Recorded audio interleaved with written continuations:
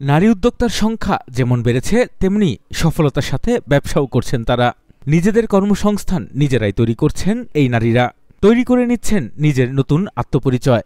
বাংলাদেশের প্রেক্ষাপট বিশ্লেষণ করলে দেখা যায় নারী উদ্যোক্তার এই বিপুল সম্ভাবনা শুধু শহর কেন্দ্রিক নয়, প্রত্যন্ত অঞ্চলেও দেখা মেলে হাজার হাজার নারী উদ্যোক্তার, যারা সফলতার সাথে এগিয়ে যাচ্ছেন এবং গুরুত্বপূর্ণ অবদান রাখছেন দেশের অর্থনৈতিক উন্নয়নে।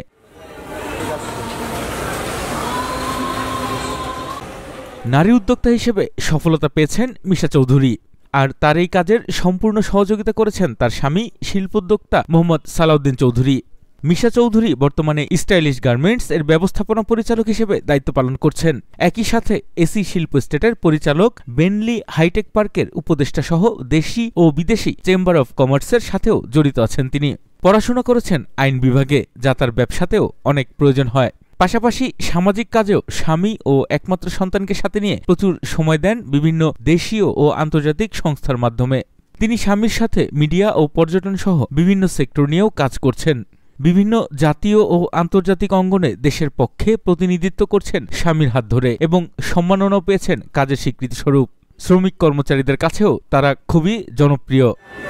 আমি একজন স্টুডেন্ট, আমি এইখানে এই গার্মেন্টসে চাকরি করতেছি, পার্ট টাইম জবও করতে পারতেছি। আমাদের মাননীয় এমডি স্যার, উনি আমাদেরকে সুন্দরভাবে একটা কাজ করার মতো একটা পরিবেশ করে দিছে। তার জন্য আমি তাদেরকে আন্তরিকভাবে অভিনন্দন। আমি এই অফিসের একজন কর্মী, আমি একজন স্টুডেন্ট, লেখাপড়ার পাশাপাশি কাজ করতেছি, যেটা আমাদের এমডি ম্যামের কারণে, মাকসুদা খান নিশা, উনি আমাদের অনেকটা সহযোগিতা করছেন, আমাদের পাশাপাশি আমাদের দেখাশোনা করছেন। আমাদের একজন নারী হয়ে যে আমরা কাজ করতেছি, উনি আমাদের এই সফলতা এনে দিয়েছেন। আমরা দীর্ঘদিন স্টাইলিশ গার্মেন্টসে অনেক দিন ধরে চাকরি করতেছি এবং আমরা আরও করতে চাই। আমাদের সালাউদ্দিন স্যার আমাদের পাশে আসছে এবং আমরা চাই স্যার আরও উপরের লেভেলে উঠুক, আমাদের জন্য অনেক কিছু করুক। আমি এখানে স্টাইলিশের কাজ করি এবং আমি অনেক সুযোগ সুবিধা পাইতেছি এবং এমডি ম্যাডাম আমাদেরকে অনেক সুযোগ সুবিধা দেন। আমি একজন নারী, আমি নারী হয়ে আমি পুরুষের চেয়েও আমি কম নয়। আমি একজন নারী, কর্ম করে খাইতে পারি। আমাদের ম্যাডাম এই সুবিধা করে দিয়েছে। মিশা চৌধুরী সফল উদ্যোক্তা হতে পেরেছেন শুধু তার প্রবল ইচ্ছা শক্তি, অধ্যবসায় আর ধৈর্যের গুণে। তিনি জানান, সফল হওয়ার কোনো সংক্ষিপ্ত বা সহজ রাস্তা নেই, তাই এর পূর্বশর্ত হিসেবে প্রয়োজন জানা আর শেখার আগ্রহ। যেমন অনেক সময় আমরা আমাদের মধ্যে কি ক্যাপাসিটি আছে এটা কিন্তু আমরা ডিসকভার করতে পারি না যতক্ষণ না পর্যন্ত বিপদে পড়ি। যখন কিছু ঘাড়ে এসে পড়ে তখন আমরা বুঝতে পারি যে না, আমার মধ্যে ওই ক্যাপাসিটিটা আছে। আমি কখনো, আমার হাজবেন্ড সবসময় খুব সহযোগিতা করেন, আর পাশাপাশি যখন একজন বাচ্চা হয়েছে, যখন মা হয়েছি, তখন আমার মধ্যে এই জিনিসটা আমি আনতে দিই নাই যে আমার সন্তান আমার লায়াবিলিটিস হবে। সন্তানটাকে আমি মনে করি যে আমার জন্য একটা ব্লেসিংস। ও আমার সাথে দৌড়ায়, এটা আমার জন্য আরও বেশি ভালো লাগে।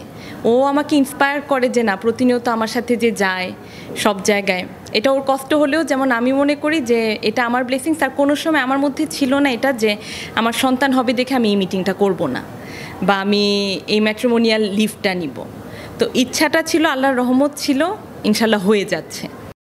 এদিকে মিশা চৌধুরীকে সাহস ও উৎসাহ দিয়েছেন স্বামী মোহাম্মদ সালাউদ্দিন চৌধুরী। তিনি জানান, প্রতিটি স্বামী তার স্ত্রীকে ভালো কাজে উৎসাহিত করলে তারা সফলতা পাবেই। যখন আমাদের যারা যেটা বলেন শিল্প একটা এস্টেট আছে, এখানে অনেক হাজার হাজার ওয়ার্কার কাজ করে, বিভিন্ন প্রতিষ্ঠান দেশে বিদেশে আছে। সো সেটা যখন শুরু হয়, আমিও ছাত্র ছিলাম, আমি ছাত্র থাকাকালীনই কিন্তু সেটার মধ্যে ঢুকে পড়ি। বিশাল এক সেখানে কর্মযজ্ঞ চলছিল, লক্ষ লক্ষ স্কোয়ার ফিট শিল্প ভবন আমরা তৈরি করছিলাম, অনেক দেশি বিদেশি উদ্যোক্তারা আসছিল, সেগুলো ডিলিংস আমি করেছি স্টুডেন্ট থাকাকালীন, বিশ্ববিদ্যালয়ে থাকাকালীন। যদি ইতিহাস দেখেন, বেগম রোকেয়া থেকে শুরু করে অনেক নারীরও কিন্তু অনেক সাকসেস স্টোরি আছে। আপনার মেধা থাকে, সততা থাকে, ধৈর্য থাকে, আপনি অবশ্যই সাকসেসটা কন্টিনিউ করতে পারবেন। এবং তার মধ্যে সেই ধৈর্যও আছে, আমি দেখেছি। সে সারাদিন, আপনি বলেন শ্রমিকদের কীভাবে ফ্যাসিলিটিস দেবে, বেতন বোনাস দেবে, সেটা নিয়ে সে সারাদিনই, এমনকি অনেক রাত পর্যন্ত মাঝে মাঝে কাজ করে।